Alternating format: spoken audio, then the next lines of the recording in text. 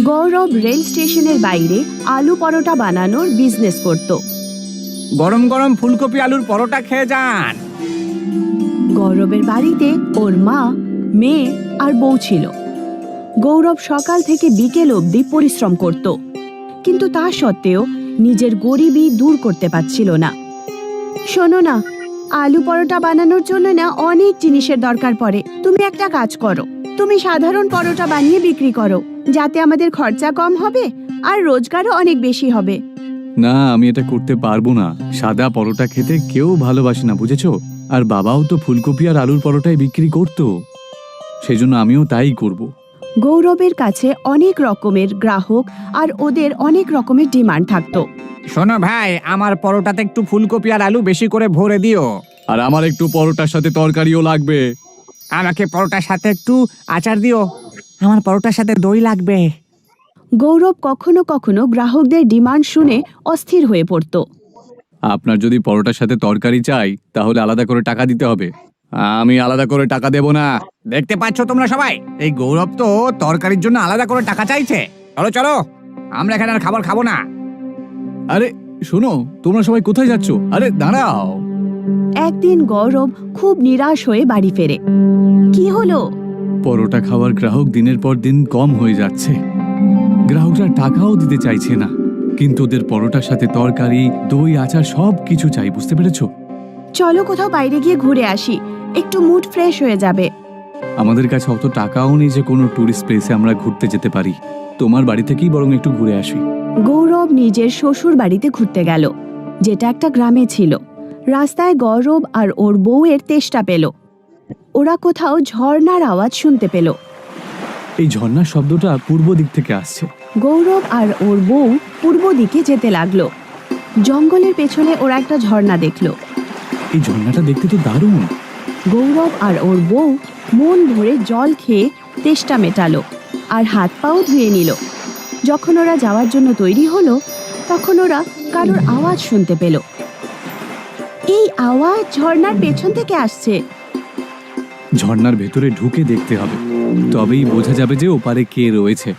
কিন্তু ঝর্ণার ভেতরে ঢোকাটা বিপজ্জনকও হতে পারে।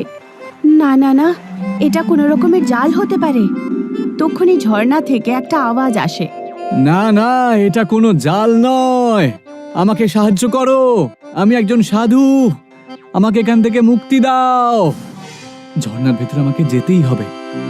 আমি যদি ওখানে বন্দি থাকতাম, তাহলে আমি কি এটা চাইতাম না যে আমায় কেউ মুক্তি করুক?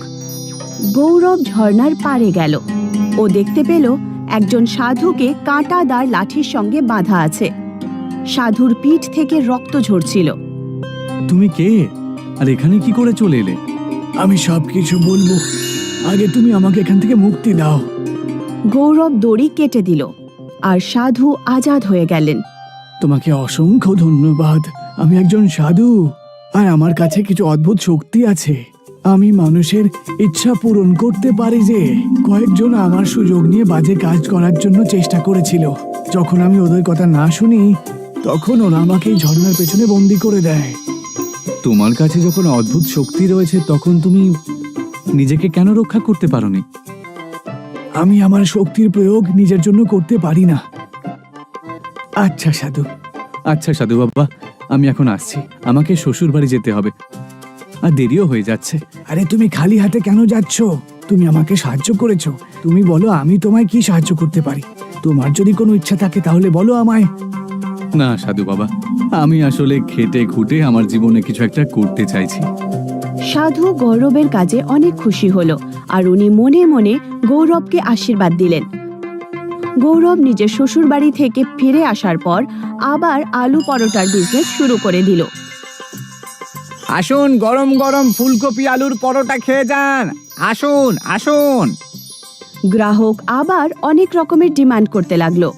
আরে ভাই, পরোটার সাথে আমার তরকারিও লাগবে। তরকারি তো আর নেই।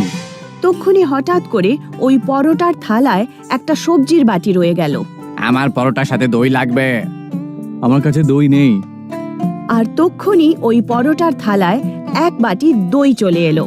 আমার পরোটার সাথে আচার লাগবে। আমার কাছে আচার নেই। এটা বলা মাত্রই ওই প্লেটে আচারের বাটি চলে এলো। সমস্ত লোকেদের মাথা ঘুরে গেল। এসব হচ্ছেটা কি? আমি তো এদেরকে তরকারি, দই আর আচার দিইনি, তাহলে এদের প্লেটে এসব চলে এলো কোত্থেকে? তখনই ওখানে ওই সাধু বাবা এলেন, যাকে গৌরব ঝর্ণার পেছনে গিয়ে আজাদ করেছিল। বাচ্চা, আমাকে দুটো পরোটা দাও তো, তরকারি, আচার আর দই দিয়ে দিও। এইটুকু বলে সাধু অদৃশ্য হয়ে গেলেন। গৌরব বুঝতে পারল যে এই সব চমৎকার ওই সাধু বাবার কারণেই হয়েছে। গৌরবের পরোটা খাওয়ার জন্য ওখানে ভিড় জমা হয়ে যায়। সবাই পরোটা খাওয়ার জন্য ওখানে চলে আসে। পরোটার সঙ্গে ওরা দই, সবজি, আচার সবকিছু ওরা পেয়ে যেত, আর ওরা মজা করে খেত। ওরা খুব খুশি হলো। গৌরব খুব ভালোভাবে পরোটার বিজনেস করে টাকা ইনকাম করলো। কয়েকদিনের মধ্যেই গৌরব ধনী লোক হয়ে গেল। গৌরব সবাইকে সবকিছু সত্যি বলে ফেললো যে এই চমৎকার একজন সাধুর কারণে হয়েছে, যে নাকি গৌরব ঝর্ণার পেছনে গিয়ে মুক্ত করেছিল। ওই সাধু ঝর্ণার কাছেই ধ্যানে বসে তপস্যা করতে লাগলেন। গৌরবের পাশেই দীপক নামের একজন লোক ঠেলা লাগাতো। দীপকও পরোটাই বিক্রি করত। দীপক ভাবল যে যদি ও গৌরবের মতো বরদান পেয়ে যায় তাহলে ও তাড়াতাড়ি ধনী হয়ে উঠবে। দীপক গৌরবের কাছে গেল, আর ও কথায় কথায় ওই জায়গাটার কথা জানতে পারলো যেখানে ঝর্ণা ছিল। দীপক বন্দুক নিয়ে সাধুর কাছে পৌঁছলো। তুমি কে, আর এখানে কেন এসেছো? শোন বুড়ো, আমার নাম হলো দীপক। আমি গৌরবের পাশেই আমার ঠেলাটা লাগাই।